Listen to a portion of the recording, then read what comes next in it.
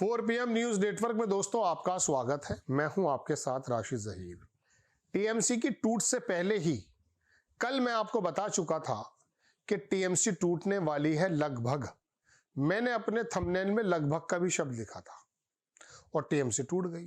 59 विधायक एमएलए उनके टूट गए हैं और वो वहां विधानसभा भी पहुंच गए थे कल। तो वहां अब बीजेपी का ये रोल, ये एक्टिविटीज इतनी तेजी से शुरू होंगी, इस बात की उम्मीद तो किसी को भी नहीं थी। अब आप थोड़ा सा ये समझिए कि वो टीएमसी से इतने घबराए हुए क्यों हैं। कल मैं वाजे कर चुका था कि ये ममता बनर्जी जब दिल्ली आ जाएंगी और सड़कों पर बंगाल की उतरेंगी तो बीजेपी के लिए मुश्किल हो जाएगा। तो इस टीम को, इस पार्टी को तोड़ना जरूरी था। बहुत सारे इसके अंदर गद्दार टाइप के लोग भी हैं। कुछ लोगों के ऊपर बताया जा रहा कि उनके ऊपर मुकदमे और ईडी के रेड पड़ने वाली थी, उस रेड से वो डर गए थे। ये मैंने कल भी इंकशाफ आपके सामने किया था। लेकिन बहरहाल अब वो लोग आ गए। मुझे बिल्कुल हूबहू कहीं कहानी ऐसी नजर आई जो महाराष्ट्र के अंदर शिंदे ने किया था। पहले बड़ौदा पहुंचे, उसके बाद फिर वो वहां पहुंचे, क्या कहते हैं, असम, गुवाहाटी, और वहां से जब वापस आए तो इस लोग का जो विधानसभा का स्पीकर था राहुल नार्वेकर, वो बदला हुआ मिजाज का था। उन्होंने पूरी की पूरी शिवसेना को तोड़ दिया, जिस शिवसेना के बारे में महाराष्ट्र को किसी को यकीन नहीं था।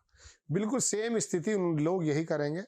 अब चूंकि सिर्फ 52 ही विधायक चाहिए थे अलग पार्टी बनाने के लिए, लेकिन यहां तो 59 हो रहे हैं।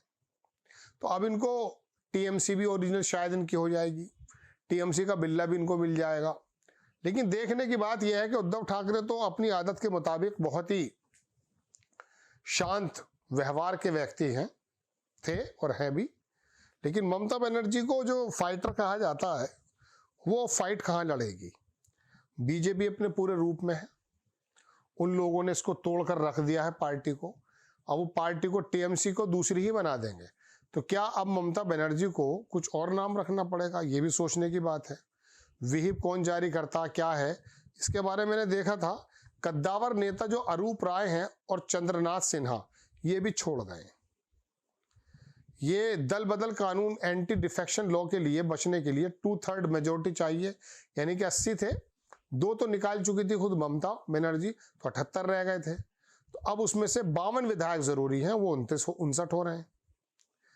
ममता सरकार के पूर्व मंत्री जो थी सबीना यास्मीन, वो भी बागी हो गई हैं और इनके ऊपर ईडी और सीबीआई की जांच चल रही है कई बागी नेताओं पर, तो इनको तो जाना ही था।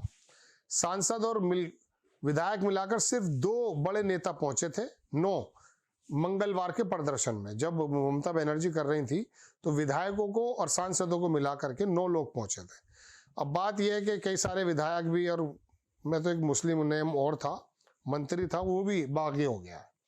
तो ममता, ये शेर भी है, आपने सुना होगा, और मिसाल भी है। बल्कि कल कीर्ति आजाद कह रहे थे कि जब जहाज डूबता है तो चूहे कूद जाते हैं, लेकिन ये वाले चूहों की दरकार नहीं है एक्चुअली बीजेपी को। उनको राज्यसभा के जो सांसद हैं और लोकसभा के जो सांसद हैं उनकी दरकार है। अब देखना यह होगा कि अब ये ममता बनर्जी की जो पार्टी के सांसद हैं उनमें से कोई टूटता है या नहीं टूटता, टूटते हैं तो कितने टूटते हैं। और अब बंगाल की सड़कों पर कार्यकर्ता तो ममता बनर्जी के साथ हैं, इसमें कोई दो राय नहीं। वो किस प्रकार से लड़ाई लड़ते हैं, किस प्रकार से काम करते हैं, बहुत जबरदस्त चर्चा है। अमित शाह अपनी चाणक्य नीति में चल रहे हैं। लेकिन एक्चुअली मैं आपको बहुत पहले कह चुका था कि इस बंगाल में जो राज्यपाल लाए जा रहे हैं, जो तमिलनाडु वाले आए थे, शायद तमिलनाडु के हटे, बंगाल के हटे, बिहार के, ये मैंने पहले ही बता दिया था कि इन लोगों को दरअसल एक्चुअली अब बहुत सारे ऐसे कानून पास कराने हैं जैसे 1 नेशन 1 इलेक्शन। तो वहां अब ये स्टालिन के सांसदों पर भी इनकी निगाह है। तो 2/3 अगर इनका लोकसभा में हो जाता है और वो सपोर्ट कर जाते हैं और ये कानून पास हो जाता है तो ये इलेक्शन ही बंद होंगे, 1 नेशन 1 इलेक्शन हो जाएगा। वो अपनी तरफ बिल्कुल तेजी से गामजन है। बस अब बात तो यह है दोस्तों कि ममता बनर्जी इन तमाम बातों का जवाब देती कैसे है। चूंकि जमीन पर 40-41% वोट तो ममता बनर्जी के साथ है, वहां 30% मुस्लिम वोट ममता बनर्जी के साथ है। महिलाएं वोट ममता बनर्जी के साथ, यूनियंस और तमाम वहाँ जो आंदोलन होते हैं उनके पीछे उन यूनियंस का बहुत बड़ा हाथ है। कमजोर तबका भी ममता बनर्जी के साथ है। तो अब उस तबके को लेकर के ममता बनर्जी अगर मिसाल के तौर पर जमीन पर उतरती हैं, उनके कार्यकर्ता उतरते हैं, तो अब वहां लॉ एंड ऑर्डर का एक मसला क्रिएट हो जाएगा। शुभेंदु अधिकारी इंतजार में बैठे हैं कि कोई ऐसा कार्यकर्ता, चूंकि अभिषेक बनर्जी के जब जानलेवा हमला हो गया, कल्याण बनर्जी पर जानलेवा हमला हो गया, तो अब आम कार्यकर्ता को एक मैसेज यही है कि अगर आप बंगाल की सड़कों पर ममता बनर्जी के नेतृत्व में आते हैं तो आपको भी हम किस प्रकार से ट्रीट करने वाले हैं। मेरी तो समझ में ये नहीं आती, जब दुनिया में, कल मैंने आपको खबर बताई भी थी कि सोना भी बेच दिया है 12 बिलियन का। जब दुनिया में ऐसी उठापटक चल रही है, ये लोग एक पार्टी को तोड़ने और तरम भरम करने पे लगे हुए हैं, चूंकि इनको अपने मकसद हल करने हैं। पूरी हिंदी पट्टी, पूरी बंगाल पट्टी, और फिर ये साउथ में किसी तरह से एंट्रेंस करने की कोशिश करते ही हैं, और पूरी दुनिया में क्या चल रहा है, लेकिन ये इस तरफ से पूरी तरह से कंसंट्रेशन इनका है कि हम किस प्रकार से मजबूत हो जाएं।